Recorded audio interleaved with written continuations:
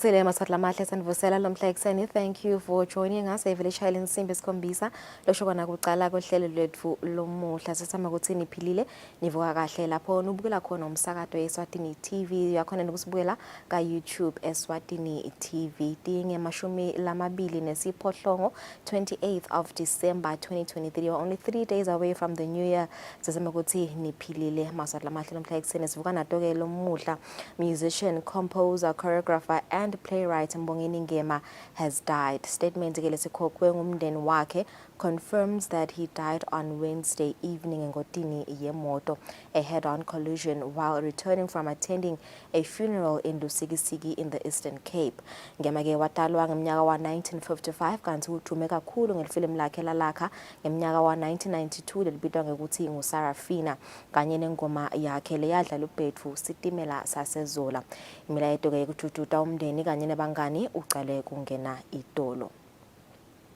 As on the show today, Sidabe sikhulumisana na government spokesperson Alpheus Nxumalo to have a discussion on government's overview of the year 2023. Sidabe sibuke kakhulu nje government projects are completed that are ongoing and also on the pipeline. Sikhuluma kabanti ngama elections, the new cabinet. We'll also touch on the 55 celebrations, Sibaya deliberations, the escalation of tensions between indigenous Festive and also what government will do to calm down the situation. Sipinze jisibuka kabandi nama foreign investors alonyaka. He'll be joining us via Zoom namhla at 7:30, so do stay with us. You can also watch us on our YouTube page and also at DSTV channel 286. Kungmanje asibuke nathi lethamba imbili kumaphephandaba.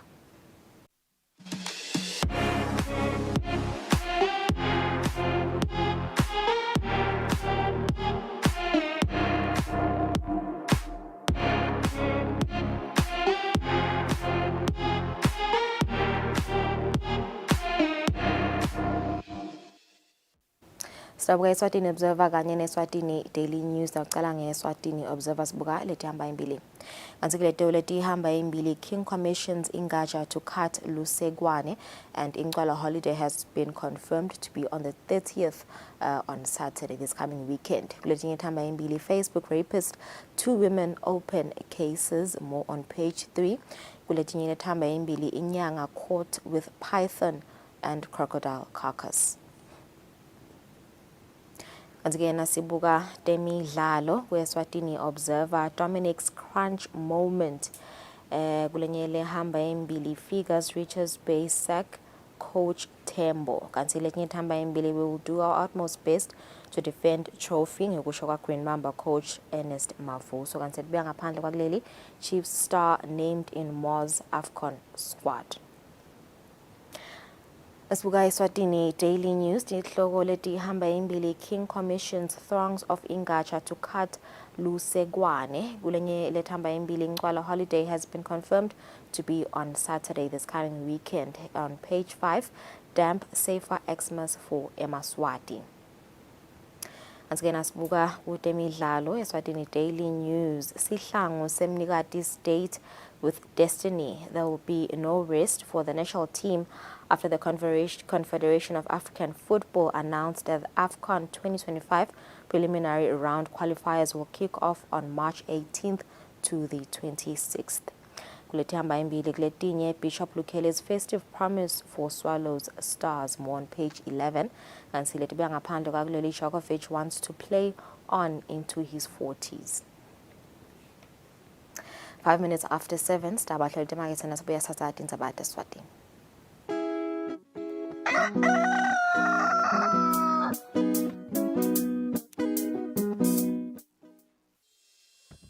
Umsakazo wetithombe iEswatini TV utibophelele kuhlonipha nekulandzela umgomo wetekusakata loweluswe libandla letekuchumana eveni.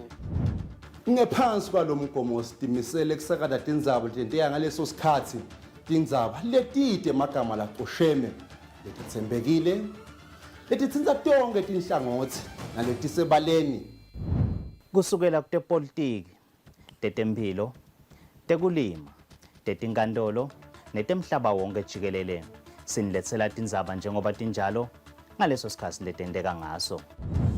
Kanti kulomsakato siphinde sikulethele lonke luhlobo lwetemidlalo kusuka emidlalweni welibhola letinyawo kuye emidlalweni ledlalelwa ematafuleni kanye naleto letiqhamuka ngaphandle kwakuleli. Leti tindzaba lowutiletselwa ngumsakato wetitfombe iEswatini TV.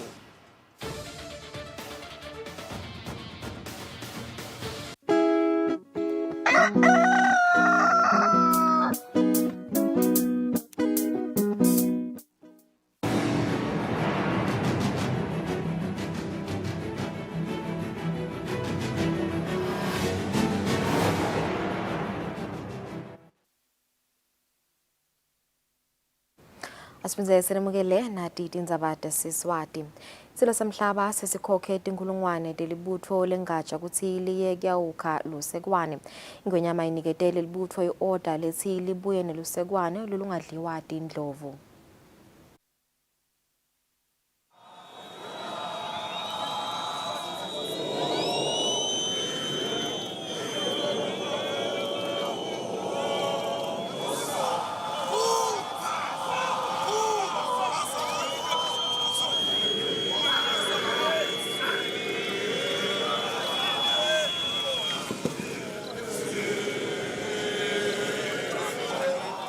Ngaphambi kwakube ikhiphe ingatsha lomgcumo wayo bawusetulu kwatise ukuthi beyiliqhamukisa kilo lonke lamswati. Ingwenyama yamaswati ihole libutho lengatsha kunye nalacwebetelako ekugidzeni umgubho lokufaka ekhatsi ingoma yempi inceba kancofula esigodlweni engabezweni.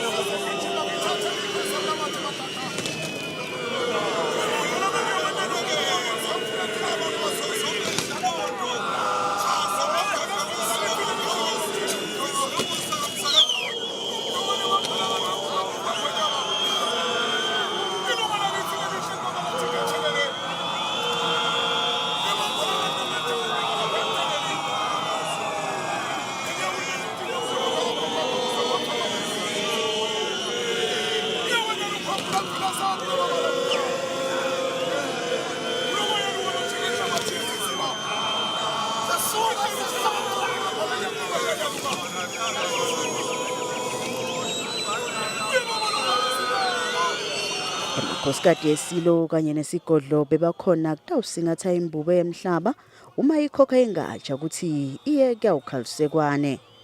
Ekubeni kugitsane kugiya kufike emaphethelweni. Indvuna yemajaha ibe seyithatha i-order lebuya enkosini ingwenyama yamaswati yayiniketa lona libutfo.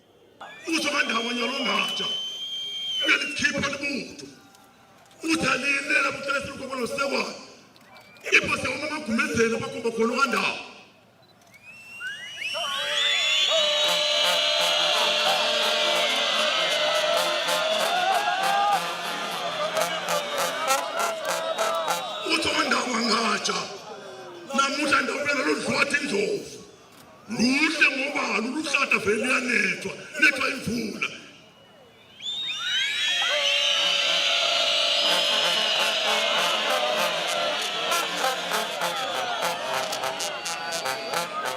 Ngatsha, ingwenyama ifusalwa ngoluhle, loluphephile, lolunankulunkulu. Ngithi lokho futhi elive, nginalandzela lokho mngatsha, ngiyobeka niphelele nonke njengoba njena majaha.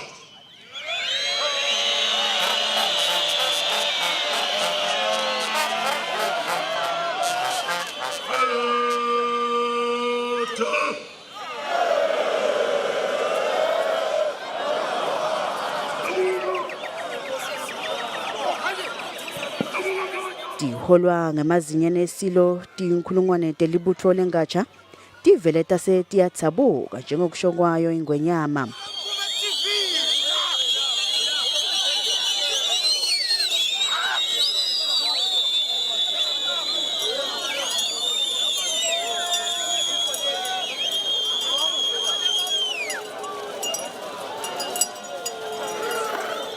Inshisekelo nemidlandla kubonakele ebuthweni lengatsha ikakhulukazi njengoba leli bekulilanga layo lekukhombisa bujaha bayo. Ngendlela ingatsha ikhombisile ukuthi beyivele ililambele lelilanga leli lelingcenye yemkhosi wencwala. Lo mkhosi lona ngulemnye yemikhosi lesibuko seMaswati njengoba livele Eswatini liyatiwa kakhulu ngekugcina nekulondoloda imihambo nemasiko emhlabeni. Ingatsha ibheke ukuthi ibuye nelisokano lolungadliwa tindlovu bese ilethula embikwesilo esigodlweni elutsitsini. Etindzabeni kubika Pholile Maziya esigodlweni engabezweni. Silo semhlaba sesiphe libutho lengatsha Tipho. Libutho lemukelele Tipho esigodlweni engabezweni ngaphambi kwekuthi likhokhwe ingwenyama ukuthi liyawukhala usekwane. Leli butho livakalise injabulo lenkhulu ngale Tipho laphinze lekhuta lwandle. Ngaphambi kokuthi ingwenyama ilikhokhela ibutho lengatsha ukuthi liyeke ukhalisekwane imbube iphele libutho Tipho. Letipho betifa ekhathi lokuya ngasethunjini emateki emanti kwekunatha lokutalinika emandla libutho lisashuca kanye nalokunye lokunengi. Libutho belikathe lingulelithokote kakhulu ngesikhathi lemukela letipho. Ingatsha ivakalise kubonga lokukhulu kanye nenjabulo yayo ukuthi ingwenyama iphele Tipho. Inkosi iyawathanda emajaha futhi iyawanaka. Iyawathanda kakhulu, iyawagqokisa, iyawabhalela. Ngasho ukuthi bayithe wena phakathi. Njengathi thina labanye beside kwegqoka bese sesiyabonga inkosi sesigqokisile bayithe wena phakathi. Ingonyama sayivele into enjalo umbutho lomkhulu nalohlele ekhaya kethe mbutho atawube kumnanzi enkosini sidlile sena konke umsebenzi usaqhubeka mbutho lomkhulu bayethe unaphakathi. Hawu siyabonga kakhulu engonyameni Nkosi yami Sipho besingakasithi bayethe wena waphakathi. Sesitawukhona kushuca kahle siuqale siucethe umsebenzi wengonyama bayethe wena phakathi. Bayethe wena phakathi.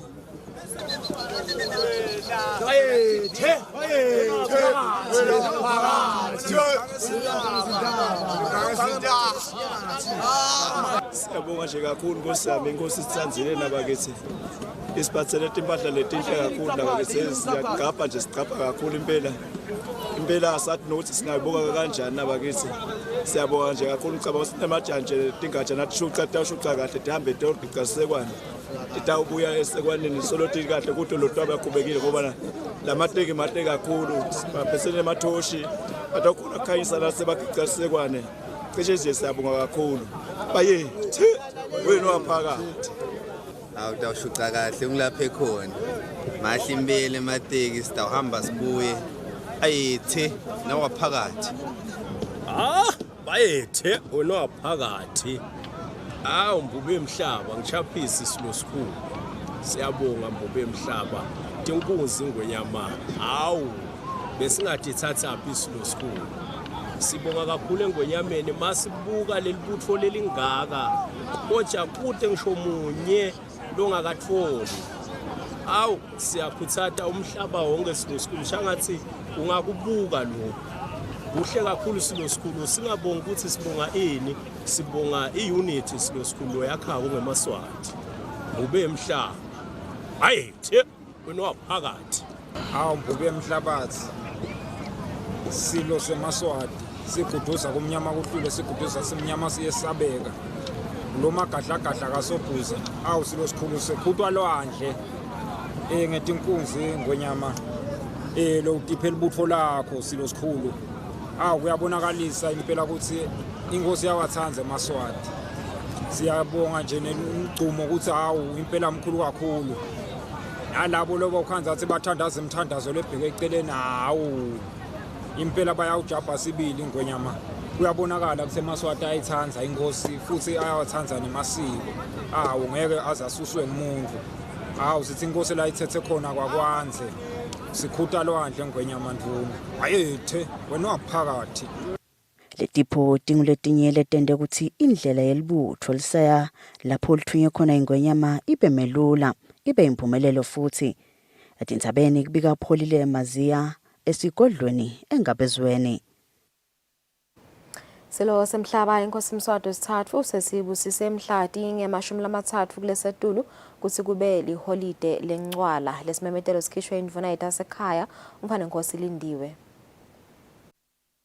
Ngoba ingwenyama inkosi Mswati wesithathu seyikhokhe ingatsha namhla kuthi yawukhalisekwane sekusho ukucala kwayo incwala lenkulu. Inkosi ke yeMaswati ingwenyama inkosi Mswati wesithathu seyibusisile ukuthi ilanga leliholide libe mhlati ngemashumi lamathathu kuye ingongone. Lokusho ukuthi mhla ka-30 Disemba. Ayethe wena phakathi. Asike kuletinye tindzaba abantu labadzala kanye nalabakhubatekile labalinganiselwa enkulungwaneni batfole kwesekelwa ngekudla kanye netingubo ngaphansi kweBishop Nash Shongwe Foundation. Liphini landvunankhulu umhlonishwa wathu lidladla lidumisele enhlangano lachaza ukuthi kwesekelana kulesikhathi kumgcoka njengobe siningi sive lesidingile kakhulu bantfu labadzala nalabakhubatekile. Liphini landvunankhulu belimelelwe indvuna yetemabhizinisi umhlonishwa Manxoba Khumalo lo msebenzi bebanjelwe Divine Healing Ministries kaManzini. Kuletinye emadamu lamakhulu kuleli agcwele ayachitheka ngenxa yetimvula lesolo tichubeka nekuna. Jinelawe Mandi etiko letemcebo phansi nemandla abongekile Mathebula uthi letimvula tibanika lithuba lekonga emanti. Asibukati indzabati imigwaco njinela lomkhulu etiko lemisebenzi lemikhulu nekutfutsa Vincent Dlamini uthi litiko libuka indlela yekuthuthukisa ema-drainages laseceleni kwemigwaco kute emanti angageleti emgwacweni yagcina alimata abanga ama-potholes. Njinela lomkhulu kuvetwe lokhu ngesikhathi yachaza ukuthi yini leyendala amanye ema-drainages ahlale isikhathi lesidze anetibi. Kanti nasibuka tindzaba tesimo selitulu timvula letichubekako eveni setibone kugcwala kwemifula kuletinye tindzawo lapha eveni. Tangomate litulu titsile timvula tetayelekile kulesikhatsi lesi semnyaka.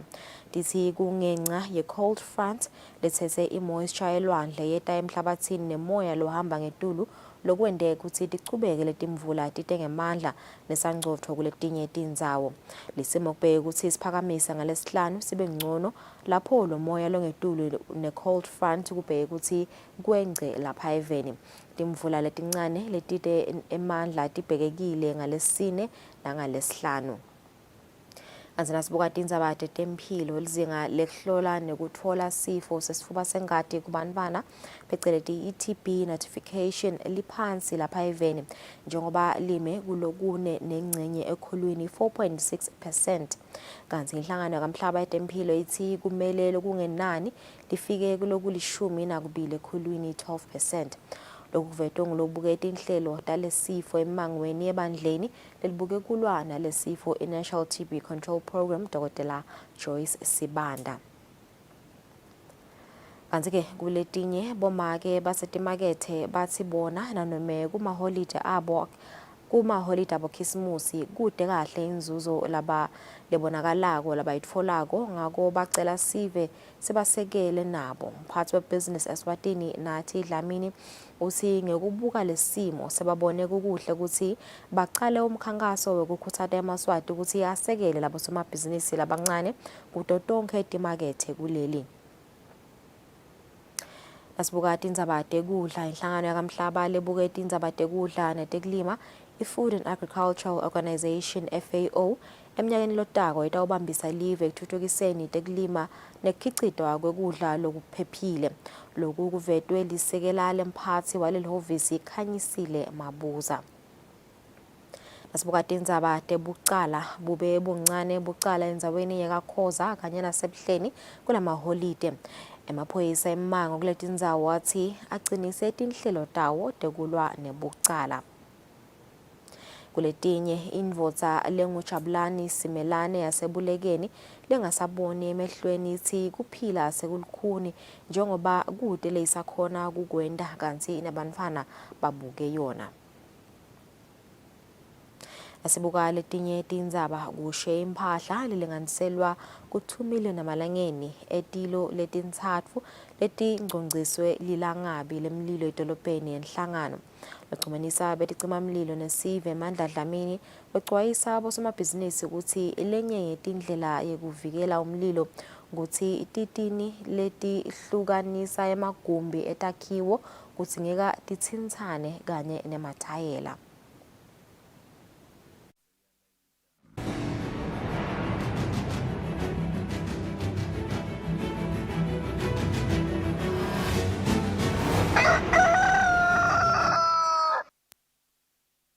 Kudemidlalo Edwin Mathebula lochwephesha licembu Royal Leopard uthi sababuke kungeta abadlali labasha kuleli cembu lacala sigaba sesibili sesizini lesetulu kude kuthi banyuse ematfuba ekuphakamisa indzebe ye-league.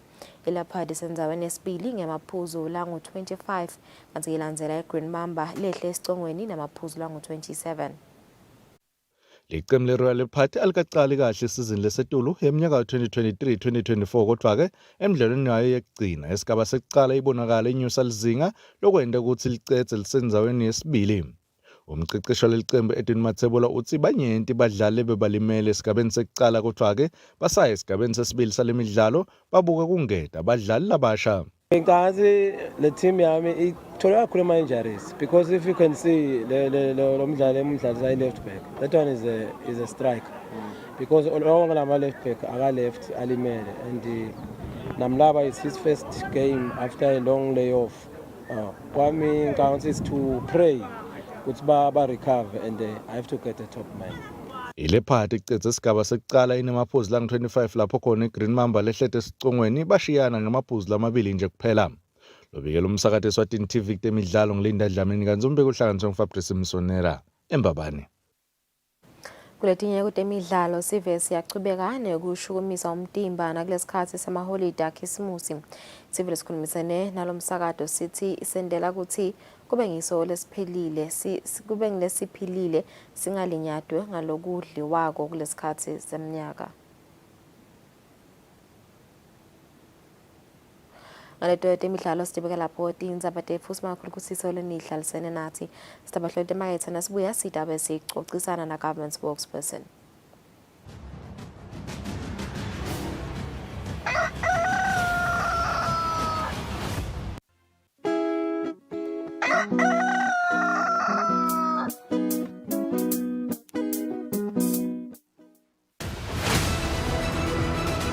This festive season, Eswatini TV brings you a movie fiesta. You tell me exactly what you saw. 10 minutes gone. My name is Ian Swan. This man is my prisoner. Drug court. Which is why this is so difficult. You teach this? I don't.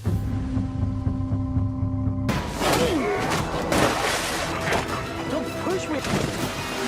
Mind your own business.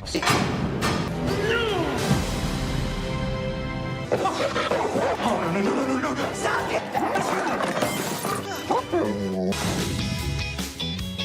Why don't you use your miracle claw? Miracles don't exist.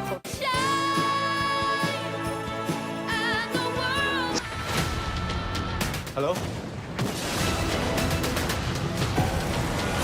She must be protected. Kill him.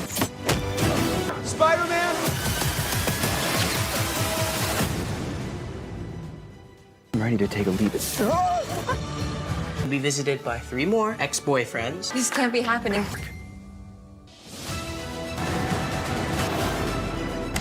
Where is my son? Eswatini TV has got you covered with your favorite movies to set the tone for this festive season.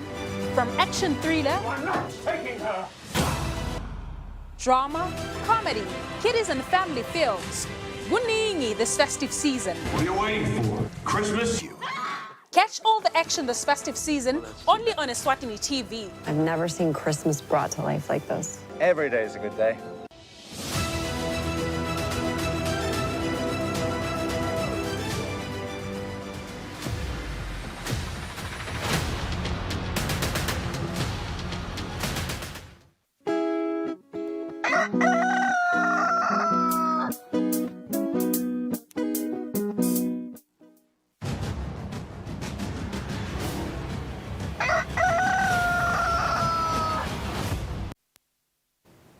Welcome back. It's 27 minutes after 7. Sama kusisolo nihlatsene nathi lomhla ekseni.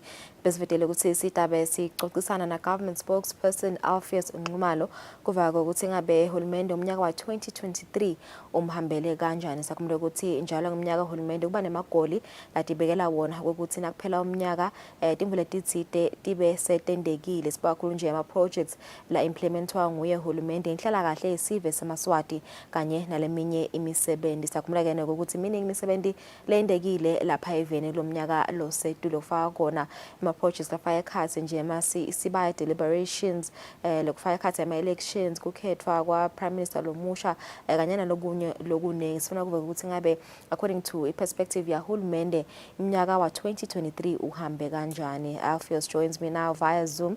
Asikuvusele mnguni lomhla ekseni ngabe uyangiva yina?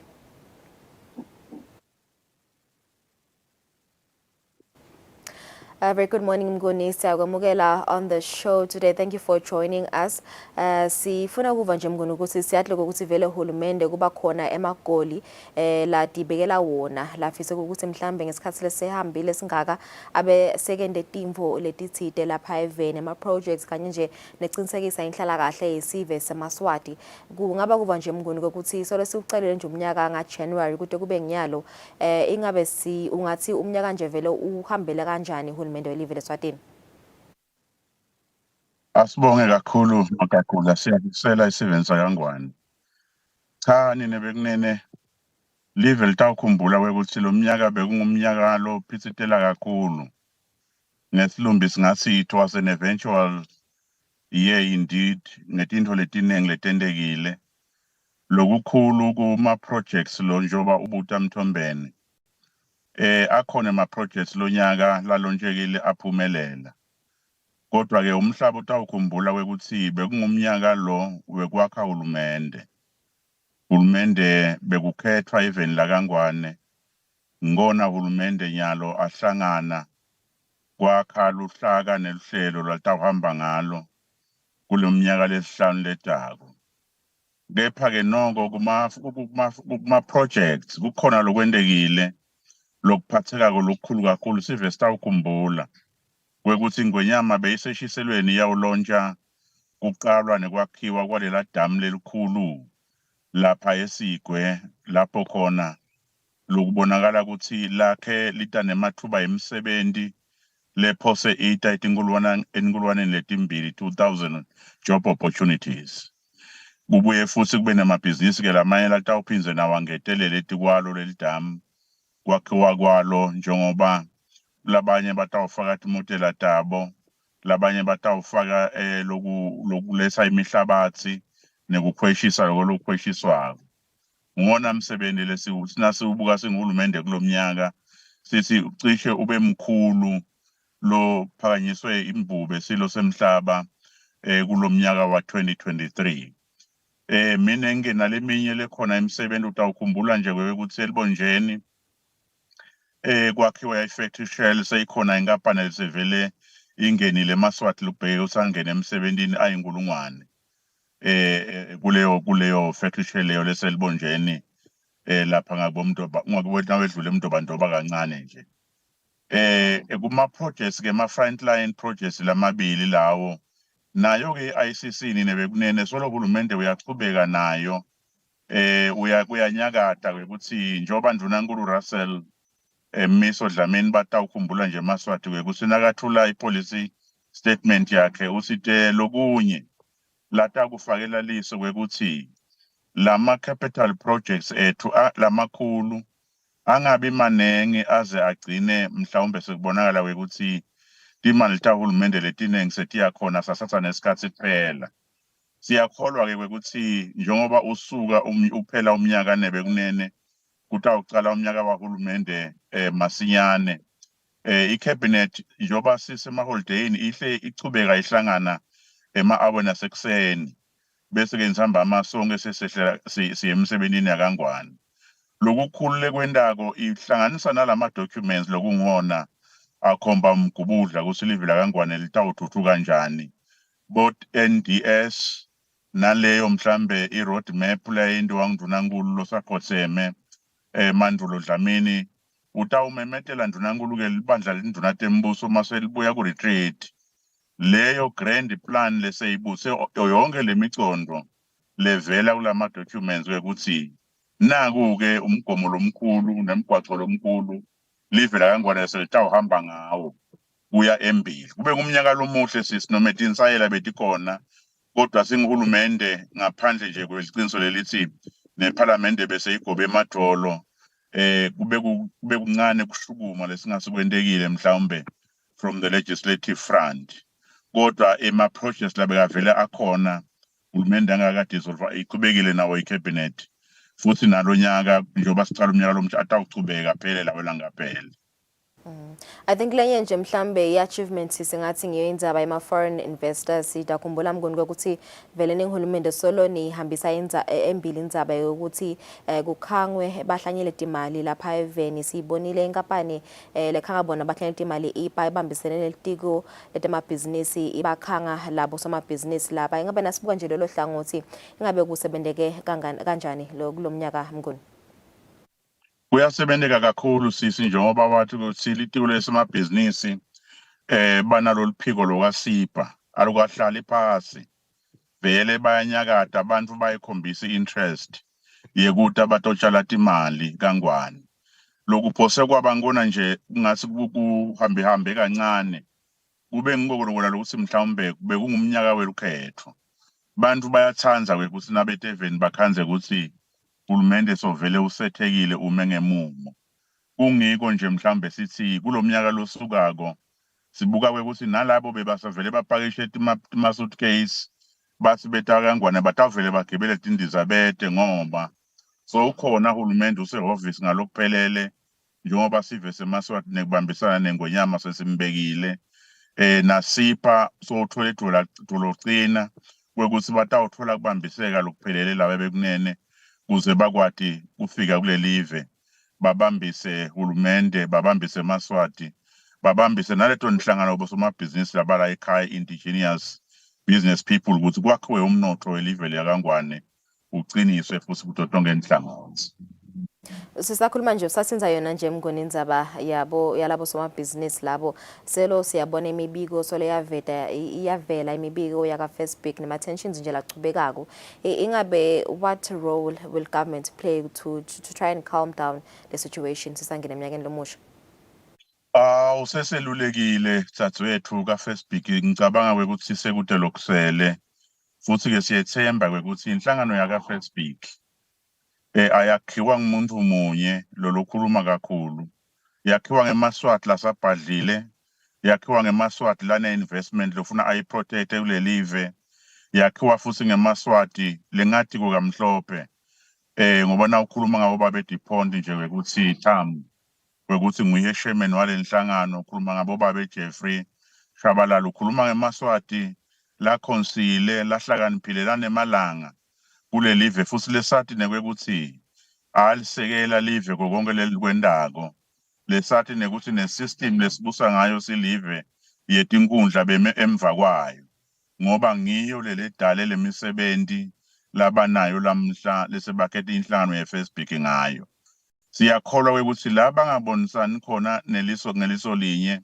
bekunena laba bosomaguzumbela la kungasi bashayisana nabo batayithatha iadvice yahulumende lethi ibhizinisi uyakha uyithola ngendlela unegotiate nendlela yokusukhulumisana nahulumende kude ideal kubhizinisi lingachamuka ngalenye indlela ngaphandle kwekuthi uengage wa negotiate kuhulumende ke sitawuva nangabo nasebafile kuhleli phasi ikhulunyo kwekuthi kukhona impela uhulumende lokungadzinga khona ende lele singathi i-legislative intervention kuze bakwati ukuthola lithuba lekuthi bangene nabo badlale inzima kulamabhizinisi bacabanga mhlawumbe kwekuthi kungenteka kwekube sebavaleleke kuwo kwavala bonsondozini ngale kwaloko side kwesaba side kwethuka ngoba ngemaswati lele sikhuluma nawo awathi nemihambo yelive ayathathi nendlela yokucathulula tinkinga lalathi khona sine singihulumende ngelitiko laka commerce industry and trade si ready at any time kwekuthi nabakhona labakulethako lokuthi ikhalo leticonzene nemsebenzi webhizinisi yabo labawendako uhulumende abathende ngekusheshsha. Yeah, kuyevakala Mnguni. I think nasibuya njengalana mhlambe kuma achievements elive. I think I did mention ukuthi kuningi lokwendikile lapha even kulomnyaka nje nasibuka the beginala ma 55 celebrations sibaya deliberations lebese solo sive siwacela Eswatini Air was officially launched this year kuningi nje lokwendekile ungasho enivele Mnguni ukuthi vele leto timvule tetisitile kuliphakamisa live leSwatini. Kuliphakamisile kakhulu tsatsethu ngoba na ukhumbula kahle sibuya nase ku history mhlambe kuleminyaka lemibili bese iyenda kwangasilive la kangwane ngekuhlangana nema challenges latsite asana ukhona kutendela tintotalo sekungase liyawuncika kulamanye emave lincike kulabanye abantu na ubuka umcimbi njoba usibeka sibuya esibayeni singake fike esibayeni sicale emcimbini wa 55 lapho live khona belibugubha kasomhlolo na kwaba ngumcimbi lo wahamba kahle kakhulu tefika tivakashi tenkosi befika bathi hlobo tengwenyama nebaholi labanye sabanabo la ekhaya kwahamba kahle kakhulu sedlula ke saya khona esibayeni nakhona esibayeni sive saba nelithuba lelihle batibekela abantu benkosi ba dialogue batibeka tinkulumo labatibekako bayibeka imibono lelo mhlahulumende uhleli ngematiko ngilokunye lokwentiwa tinduna tembuso lomusha kwekuthi lokho lokubekwe sive njengekukhomanda kwayo imvubu yemhlaba akuvele kungene kule mgwaqo le nkulumente le yatawusebenza ngawo kulomnyaka losihlanu ngilolo tiko alibuke ukuthi ngikuphi lokubekwe sive lokuconzene nalo kuyasentshetwa kuyagijinywa vele kuthi wenkwe sibili njengoba kukhuluma esibaya sedlula sesifike esibayeni nelukhetho lwesive saswethu luhambe kahle kakhulu uthi lumhlaba wal observer umhlaba wa commenter baka SADC balushayela tandla baka EU balushayela tandla baka AU balushayela tandla emaswati konke lokho atendele kona ngaphandle kwekuncika ehlombe lalamanye mave nangetimali nangani umuntu uyasibona sizathu nembala sekuthi why is the kingdom of Eswatini 55 years old ekutendeleni tintotalo namanje siyakholwa sisayembili le spirit lebesinaso 2023 sekwenta tintfo kanye sibambene silive sitawuchubeka ngemandla saswethu ngiloko lesikwesemba kusingulumende. Kuma kokugcina nje Mnguni I think uyivetile indzaba yokuthi nanoma kube khona lokuhle uhulumende lakwendile lakubone kwendeka lapha even kepha kube khona mhlawumbe nalokubi nalokuphazamise lokuphazamise live indzaba nje yeGBV swabonile ama cases abamanengi liphinda landvuna nkhulu livetile ukusivele uhulumende noma kanjani utayisebenta lena ndzaba kanye nje nema challenges sivele swavetile khona kuma deliberations asesibayeni lokufaka ekhathi bamhla bakubatekile labaveta nabo tinkinga tabo nalabanye labadvetile tinkinga tephuya tetempilo ngabe singagadza indvelo ukuthi uhulumende utatisa kumela etule tinkinga letina sacala umnyaka 2024 awu akusiko negatsa saswethu vele ngoba uhulumende sowusetikwato ingwenyama isibekele deputy prime minister longumange lo kwatiko ukukhala kwabo make nebuhlungu babo make live liyambona deputy prime minister welive uvela usemgwacweni so ubuya bomgitsa ngqunu le nangabe ngisho kahle leligama angiyanga kuyubona mina konje so ubuya khona uyakhuluma nemaswati onke malanga ngoba lenzaba iphasel tiko la deputy prime minister uyayisebenta futhi uthi ucommitted kuyo nalena tsaswethu ingcina njengoba sishito ukuthi kube khona nasevendo eminyakeni lokasambeli kahle indzaba yekushoda kwemithi esibhedlela imithi kubonakele ukuthi akukabi ngikokwekuthi uhulumende ude imali yayo aka health noma uhulumende akabathenga emaphilisi kubonakele kwekuthi njoba ishito induna ka finance esibayeni kwekuthi sihlaselwe amagundwane ladle emaphilisi sahlasela amagundwane ledlula kudla emaphilisi azayo kudla nalamabhokisi emaphilisi kwasidalela ke icrisis lokho even nayo ke leyo crisis leyo sisi tsatsethu nalo lonke live la kangwane iyahamba by January February maphilisi ataba gcwele tonke tibhedlela ngoba sekulungisiwe kwabekwa onke ama mechanism in place sathola na PS lomusha babekhanya amabuza live liyambona uhlala emgwaqweni onke malanga kulungisa lesasimo abambisene nenduna babemathebula lensha ka health lethi ke kubethe ingcinamba saswethu lesihlangene nato eveni lonyaka lokukhulu lesingakusho eveni kwekuthi his majesty's government is equal to these challenges and the solutions will be found pretty very soon. No, ngiyavakala simakhulu umngone isikhathi sakho sizama ukuthi utangena kahle eminyakeni lomusha. Mbukele that was government spokesperson Alpheus Nxumalo asiniketa nje overview yeminyaka wa 2023 nama projects la implementiwe nguye uhulumende kanye netinkinga letihlangabetene naye uhulumende nokuthi uyasiniketa siqiniseko sokuthi noma kanjani 2024 uhulumende utababambisene ukuthi atingcobe leti itinkinga. Siphahlothe methe nasibuya sibuka ngaphandle kwakuleli.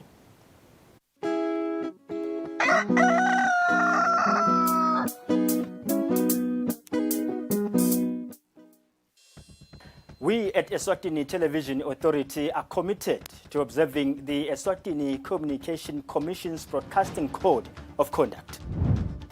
Under the code, we are committed to broadcast news that is current, free from hate speech, accurate, balanced, and fair. From politics to business, health, agriculture, courts, and global news, we bring you the latest updates as they happen, when they happen. We cover all the sporting codes from the football pitch to the chessboards. This is Eswatini TV News.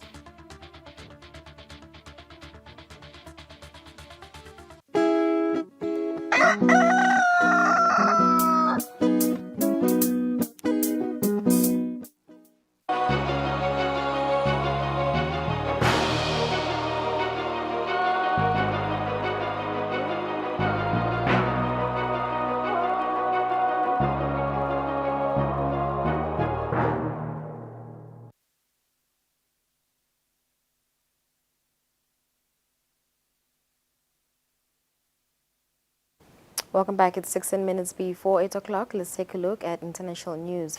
Israel again pounded Gaza with airstrikes and shelling on Wednesday after its armed forces chief warned the war raging with Hamas since the October 7th attacks will last many more months. Explosion lit up the night sky over the southern Gaza city of Khan Yunis, a focus of heavy urban combat since the Israeli army said it had largely gained operational control over Gaza's north. Heavy firefights, however, also raged again around Gaza City in the north, while an airstrike wounded 11 people near Rafah, a far southern city crowded with internally displaced people, witnesses said. In the sound of warplanes after another Israeli airstrike. The Israeli forces have concentrated their operation in the south of the Strip, a densely populated area where many displaced Palestinians from the north were forced to find refuge. Today, we are concentrating our efforts on the south of the Gaza Strip. This war has necessary objectives, and it is not easy to achieve them. The fighting is taking place in a complex area. This is why the war will last for many more months. The violence has also reached central Gaza. The Israeli army bombed the refugee camps of Nusayrat, Makhazi and Al-Burej for the fourth day, claiming that it had detected a Hamas training camp in Brej. The bodies of the victims were rushed out by the Palestinian Red Crescent to the few hospitals still standing. According to the WHO's emergency medical teams, the humanitarian situation on the ground remains appalling, with total chaos inside the hospitals. At the moment, health capacity is at about 20% of what it was 80 or so days ago. So almost all of the hospital beds, almost all of the hospital services have stopped functioning, either because the facilities themselves have been affected, because the staff have been forced to flee, because they run out of power, or they run out of medical supplies, or the staff have not been able to access them. In the other Palestinian territories, an Israeli raid on the Nur Shams refugee camp led to several deaths. Over 300 Palestinians in the West Bank have been killed by Israeli forces and settlers since the war erupted in October. A Russian strike on a train station where some 140 civilians were awaiting evacuation in the Ukrainian city of Kherson killed a policeman and wounded 4 other people, the interior minister said on Tuesday. Igor said Moscow had launched a massive bombing of the southern city, while the Air Force said almost 50 drones had attacked this country overnight. President Volodymyr Zelensky said that a number of civilians were on the scene when the strike hit, adding that emergency services had responded to the incident. This train station in the southern city of Kherson was hit by a deadly Russian strike Tuesday evening. Ukraine's interior minister said on Telegram around 140 civilians were fleeing the city and waiting for an evacuation train when the missile hit. There has been a report on the shelling of Kherson, a Russian attack on the train station, an evacuation train. All services are now on the spot. The number of dead and injured is being established. There were many civilians on the spot. All updates will be provided by the relevant services. Russian Defense Minister Shoigu also informed that his forces had gained full control of Marinka, a southeastern city in the Donetsk region. At his first wartime press conference since March 2022, Ukraine's commander of armed forces Valery Zaluzhny denied this, saying that his troops had withdrawn to the outskirts of the town. But he admitted that Marinka was now in ruins after months of fighting with Russian troops. Marinka has resisted for almost 2 years, first street by street, then house by house. And now our troops are in its northern part. Our troops have prepared a line of defense outside this locality. But I can say that this town no longer exists.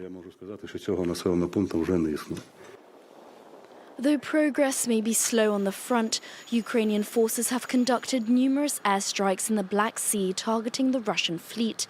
Their most recent attack on Tuesday hit a Russian landing ship off the coast of Crimea using plane-guided missiles. An airstrike which the Kremlin confirmed had indeed damaged one of its warships. Yemen's Iran-backed Houthi militia claimed responsibility for a missile attack on Tuesday on a container ship in the Red Sea and for an attempt to attack Israel with drones. The Houthis, who control much of the Yemen, including the capital, have since October attacked commercial vessels in the Red Sea that they have Israeli links or are sailing to Israel in solidarity with Palestinians in Gaza. The reported incidents come a week after the United States announced a multinational maritime security initiative in the Red Sea in response to attacks on vessels by Yemen's Houthis. These pictures released by Israeli Defense Forces show what they say is a hostile aerial target heading towards Israel, being shot down by an Israeli fighter jet over the Red Sea. Yemen's Iran-backed Houthi militia claimed responsibility for the attack. Houthi firing toward Israel is an act of terrorism. It is an act executed with Iranian guidance and with Iranian intelligence and munitions. Yemen's Houthi militia have made threats and carried out attacks since the start of the conflict in Gaza on the 7th of October in solidarity with Palestinians. They say an attack on a commercial vessel in the Red Sea on Tuesday was carried out after the crew failed to respond to warnings. The threat to trade has prompted a US-led multinational naval operation to protect shipping routes. The US military said on Tuesday it had shot down 12 drones, 3 anti-ship ballistic missiles and 2 cruise missiles fired by the Houthis. The Houthis, meanwhile, say attacks will continue until Israel halts the conflict in Gaza. Yemeni armed forces confirmed the continuation of their operations in the Red Sea and the Arabian Sea against Israeli ships or those heading to the ports of occupied Palestine until the food and medicine needed by the Gaza Strip are brought in. Warships if the militia group itself is targeted. As heavy fighting continues in Gaza, Israelis and Palestinians are thinking about what will happen in Gaza after the war ends. The Palestinian Authority says it is prepared to take over Gaza. Israel says the PA cannot have any role.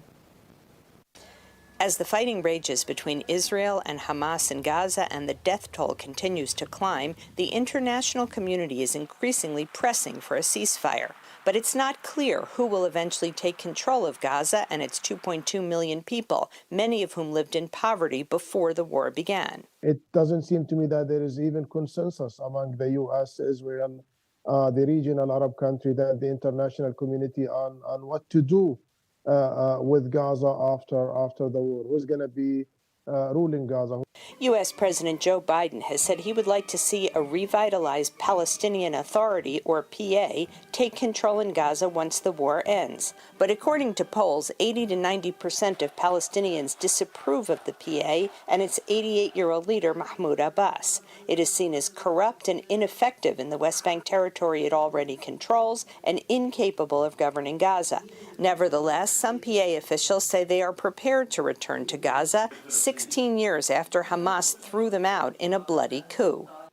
I say that it is the right of the PLO and the right of the Palestinian Authority to return to the Gaza Strip. Am I going to Mozambique? I'm going to my country and my people, and even if it is destroyed, it is my responsibility. But it must be within the framework of a comprehensive political vision that is supported regionally and internationally. Palestinian analysts say that 17 years after the last parliamentary elections, Palestinians must elect more qualified leadership who can unite them. You're having the international community look for an administration that can provide the technocratic levels of governance, like health, education, but misses the entire point of the fact that Palestinians want and need legitimate leaders. They want a leadership that can advocate for them, even if you're talking about on a diplomatic stage here or on a diplomatic level. And that is something that is completely missing in these discussions about the day after.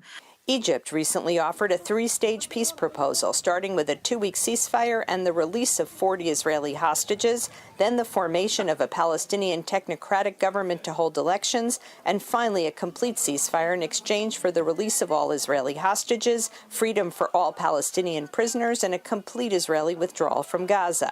The Egyptian proposal leaves Hamas intact, which Israeli Prime Minister Benjamin Netanyahu has repeatedly said is unacceptable. Some Israeli analysts say the goal of eliminating Hamas is unrealistic. Hamas, first of all, is an idea before an organization, and Hamas won't be vanished. Even if thousands of Hamas terrorists and political leaders will be killed during the war, they will still have dozens of thousands of supporters in Gaza and, of course, in other arenas like the West Bank.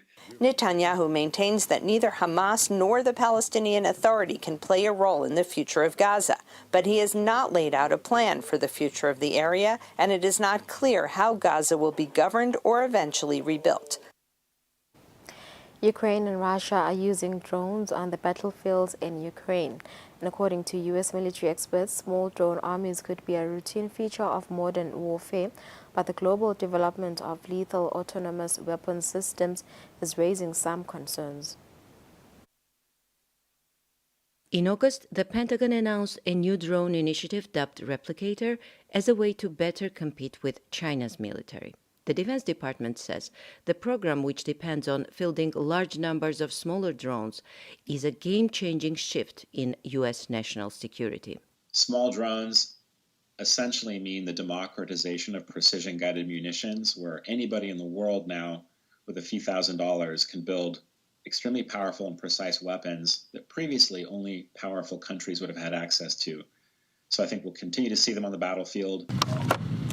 Mark Jacobson, a U.S. Cornell and assistant professor of strategy and security studies at the U.S. Air Force's Air War College, tells VOA the Ukraine war has been unprecedented in its use of air drones. He says Ukrainians are using between 5,000 to 10,000 drones a month and train on average 10,000 drone operators a year.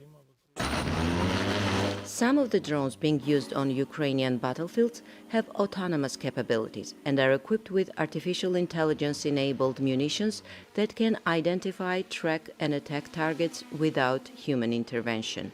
Jacobson says that autonomy raises some ethical concerns about machines making the decision to kill.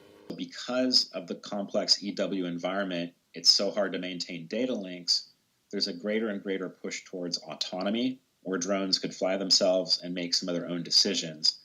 That very quickly runs into ethical concerns. James Rogers, the executive director of Brooks Tech Policy Institute at Cornell University, says drones are already making those decisions.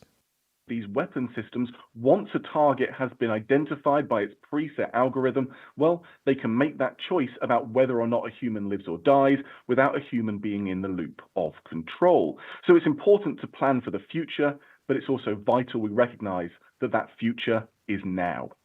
According to Pentagon, even if drones have the capability now, the U.S. military will always exercise what it calls appropriate levels of human judgment before any force is used.